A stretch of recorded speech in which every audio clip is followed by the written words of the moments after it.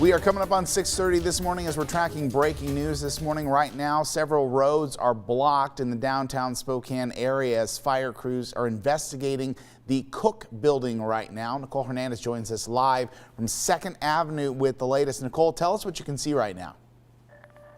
Yeah, Joshua. So right now the crews are just getting ready to drive away here, which is good news for traffic. We actually just saw a little bit of a backup here as people were trying to figure out whether the road was closed or not. But the good news is this morning is this should be cleared up pretty quickly because this was not a fire. Crews got called out early this morning because the people who live above Gina's here on 2nd Avenue thought they smelled smoke. When crews arrived, they said that there was no fire in the building. They think that it was actually a furnace that overheated and ended up causing that smoke smell. Of course, crews came completely prepared for a fire, so that's why if you saw earlier they had their ladder up and at the window. They were doing that just in case anything happened, but of course nothing did. Luckily there was no fire here, and now people are just starting to be able to squeeze around these fire trucks as we just have 2 left here at 2nd. But if you can avoid 2nd between Post and Lincoln, that's probably your safest bet for the next 15 or so minutes while crews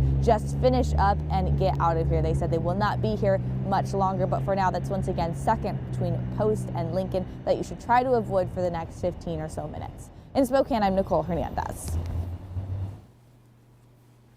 All right, let's take a look outside with Jeremy Legoo to see what's going on with our Thursday morning forecast. Morning, Jeremy. Oh, but for a half second there, I thought I was supposed to be outside, and I was like, oh no, I'm inside. And, all right, I'm here. Let's do it. Let's talk about weather. Early on this morning, temperatures are staying cool, but not quite as cold as where we have been. That's thanks to a little bit of cloud cover overhead and moisture hanging out down to our south. We're at 28 degrees here in Spokane, similar in Deer Park and Coeur d'Alene, Sandpoint up to 30, but look down in Pullman, Lewiston, Walla Walla. Temperatures right around freezing set the stage as a little of this moves in. That's right, your eyes aren't tricking you. That's snow.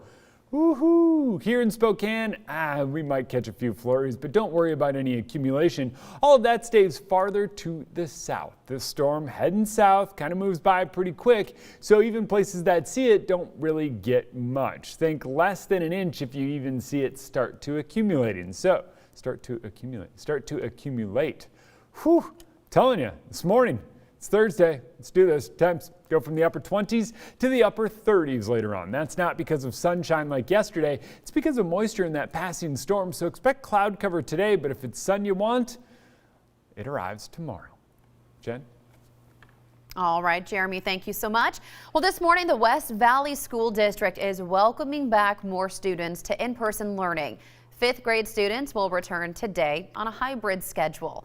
Cohort A will attend school in person on Mondays, Thursdays, and every other Wednesday. Cohort B will attend Tuesdays and Fridays and the other Wednesday. Now you can see the full phase-in plan on the West Valley School District website. We'll also tell you who is already in school and what group is next. Now, in some states, smokers have a better spot than others in the vaccine line because they're more likely to get seriously ill from COVID. Washington is one of those states, and our sister station in Seattle spoke with a doctor who says they understand why it might be seen as unfair. I can see some people complaining that, you're a smoker, you can quit smoking. But even if you quit smoking today, your lungs have been damaged, COVID-19, you're still at a high risk if you recently stopped smoking. Now, he explained one of the reasons for prioritizing certain people for vaccines right now is to prevent the overcrowding of hospital ICUs. That means targeting people most likely to be hospitalized, and like it or not, that includes smokers. New Jersey actually bumped smokers earlier into the line than Washington. There, they're saying smokers must also have one other condition or illness to get the priority. Tim? Well, President Joe Biden got right to work after yesterday's inauguration. He signed an executive order to rejoin the Paris Climate Agreement. His quick action to rejoin raises hope in the battle against global climate change. As a scientist, as an American, and as a mother, I feel more hopeful today than I have in years about our country's ability to tackle the climate crisis, and in a way that doesn't leave anybody behind. And I know that I'm not the only scientist who feels that way. This is a big day. Well, he also signed an order revoking the Keystone XL pipeline permit. President Biden promised to stop oil and natural gas leases in the Arctic National Wildlife Refuge in Alaska. He and the Canadian Prime Minister are set to talk tomorrow. Well, President Biden is asking those who didn't vote for him to give him a chance. Here in Washington state, there's a strong Republican support in Whatcom County. 37% of the people there voted for President Trump in November. State Senator Doug Erickson says the Make America Great slogan still rings true. But hey, we got to move on as a country, and we have to move on as people who want to, try to make America great again and protect the things that we've accomplished, while at the same time working our way forward to keep good jobs here in Whatcom County and keep our country working. President Biden now has the challenge of uniting the country, even in places where many didn't vote for him. Dana Marie. Taking a look at what's trending online this morning, and of course, the inauguration brought us history and some amazing fashion. Everyone is talking about it, from the First Lady and Vice President to the performers and even people in the crowd. Okay, we're going to start with the first couple. President Biden wore Ralph Lauren, while Dr. Jill Biden rocked an ocean blue wool tweed coat. She designed it with designer Alexandria O'Neill, and the detail on it also very stunning with Swarovski pearls and crystals. Well, the former first couple turned out to, of course, the whole monochromatic theme was just amazing. Michelle Obama always looking gorgeous there. Earlier, we talked about Vice President Harris picking out a purple coat. She designed it with Christopher John Rogers as a tribute to Shirley Chisholm. But the reveal everyone was talking about was Senator Bernie Sanders. His inauguration ensemble got him trending on Twitter as people speculated what conversation he had with his wife when picking out that that outfit. What should I wear to the inauguration? What jacket should you wear? Also, so many memes came out of this one. Others pointed out that he looked fully prepared to leave the event early, and his taxes need to be mailed as a cash carrier check. So here's what he had to say. In Vermont, we dress warm. We know something about the cold, and we're not so concerned about good fashion. We want to keep warm, and that's what I did today.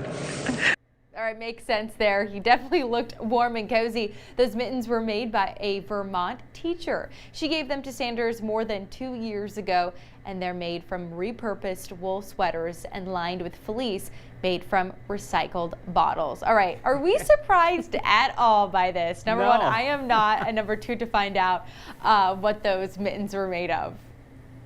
I think he's saying function over fashion. Right. He has this inauguration to get to, and then he has other business to attend to. And the inauguration in years past, it's been very cold. So, good on him for coming prepared. But I think one thing that us in TV are all talking about is Lady Gaga's earpiece. She had a gold one. Ours are boring and clear. So I'm going to need one of those. We need to level up here. I was going to say, I also think, Dana Marie, we have to mention the bobblehead too, right? Have you seen the bobblehead that's going to come out of Bernie sitting in that pose? Oh, yeah. I mean, not only memes just all over the internet, but now merch is coming out. I also saw some people looking online to find places that are selling mittens like this, and you could definitely buy those Bernie Sanders mittens. Maybe a fashion statement coming up here. Just waiting on that tease. Do you want to dress like Bernie Sanders did? Well, and Jeremy has a great new coat too. That's right. Yeah, I'm telling you.